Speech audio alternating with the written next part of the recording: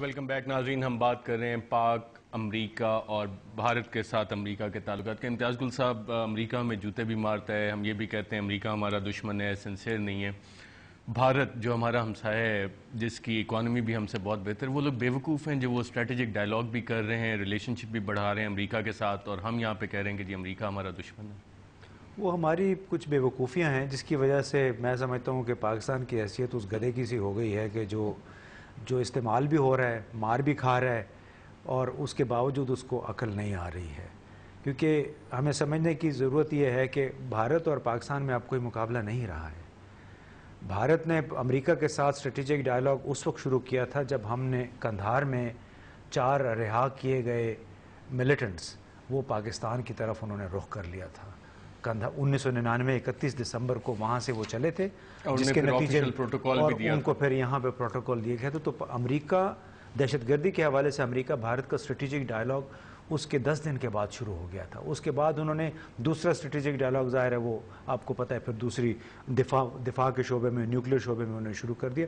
تو اصل مسئلہ میں پھر بات اس پہ آؤں گا کہ ہمارے اپنے اندر ہے کہ ہم نے اس ملک کے بارے میں, قوم کے بارے میں طویل المیاد انداز میں نہیں سوچا, نہ ہی ان پالیسیوں کے طویل المیاد نتائج کے بارے میں سوچا ہے جو کہ ہم نے افغانستان اور بھارت کے افغانستان میں بھی انڈیا کو بڑا واضح رول دے رہے ہیں گلوبل سٹیبلٹی اینڈ پراسپیرٹی کے تحت جو آج سٹیٹمنٹ آئی ہے. وہ اس لیے کہ ہم تو بدنام ہو گئے کہ ہم جہاد ایکسپورٹ کرتے رہے, جہاد کی ہم تبلیغ کرتے رہے, اس کی حمایت کرتے رہے. اور انڈیا وہاں پہ ایگریکلچر کرے گا, کیپیسٹی بلڈنگ, وومن امپاورمنٹ, یہ ساری چیزیں. دیکھیں یہ ساری کامیں ہم بھی کر سکتے تھے لیکن ہم نے نہیں کیا. ہم سے پہلے ایران نے ہرات تک پہنچنے والی ایک سڑک بنا لی تھی. ہم سے پہلے بھارت نے 2-3 ایسے منصوبے تھے جو فوری طور پہ انہوں نے کر لیے تھے.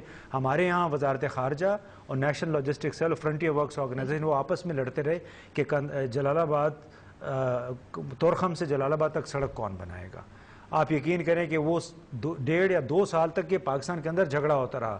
پھر کہیں جا کے 2006 میں میرا خیال ہے وہ سڑک بنی تھی, جو کہ ایران نے, آپ یقین کریں بون کانفرنس ہوئی تھی دسمبر 2001 میں, ایران نے وہ سڑک 125 کلومیٹر کی ہے, وہ کوئی 2 سال کے اندر اندر وہاں بنا دی.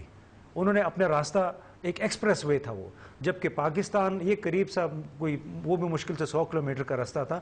لیکن ہم آپس کے اختلافات کی وجہ سے, لالچ کی وجہ سے, 2 اداروں کی آپس کی لڑائی کی وجہ سے وہ کام نہیں کر سکے. جی, تو اس طرح کی بہت ساری مثالیں ہیں کہ ہم بہت پیچھے رہ گئے.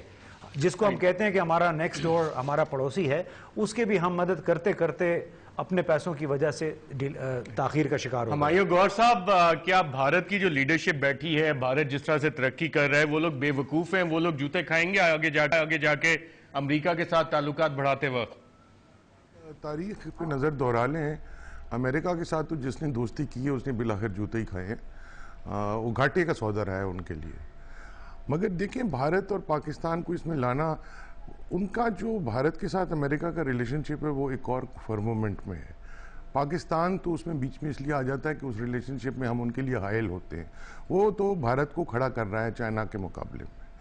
دوسرا یہ کہ وہ کنڈیشنلٹیز, اگر آپ مائنڈ نہ کریں, میں آپ کو صرف 2 لائنیں پڑھ کے بتاتا ہوں جو آج جوائنٹ سٹیٹمنٹ ایشو ہوئی ہے. جی. The two leaders reiterated that success in Afghanistan and regional and global security requires the elimination of safe havens and infrastructure for terrorism and violent extremism in Afghanistan and Pakistan. Pakistan تو دہشت گرد ملک کے طور پہ آ رہا ہے, اور بھارت سے جو تعلقات بڑھ رہے ہیں وہ پاکستان میں دہشت گردی ختم کرنے کے حوالے سے بڑھ رہے ہیں. جی بالکل ہے, میں وہیں آ رہا تھا, آپ نے مجھے روک دیا کہ جو پاکستان سے تعلق بنتا ہے وہ اسی کی وجہ سے بنتا ہے.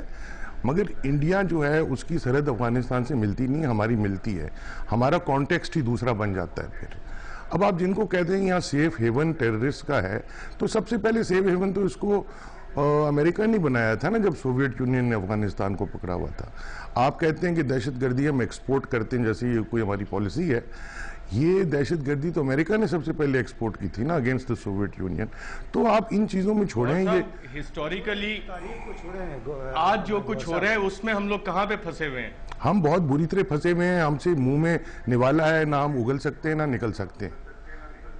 ہمیں یہ بہت بڑی پرابلم پڑی ہوئی ہے اور ہم نے اس میں سے بچ کے نکلنا ہے, بیکاز یہ جو دہشت گرد ہمارے ملک میں یا سرحد پار افغانستان میں بھی بیٹھے ہوں, یہ ہمیں بھی بڑا نقصان پہنچا رہے ہیں.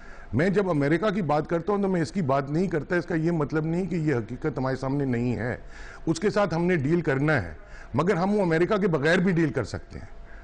یہ امریکہ ذرا ہمارا پیچھا تو چھوڑے تو تب یہ ہم ان کے ساتھ ڈیل کریں گے نا، ہم اور کس طرح کریں؟ مگر ہم تمیز کرتے ہیں حریت پسند میں اور دہشت گرد میں، وہ نہیں کرتے ہیں، وہ ایک قابض ملک ہے۔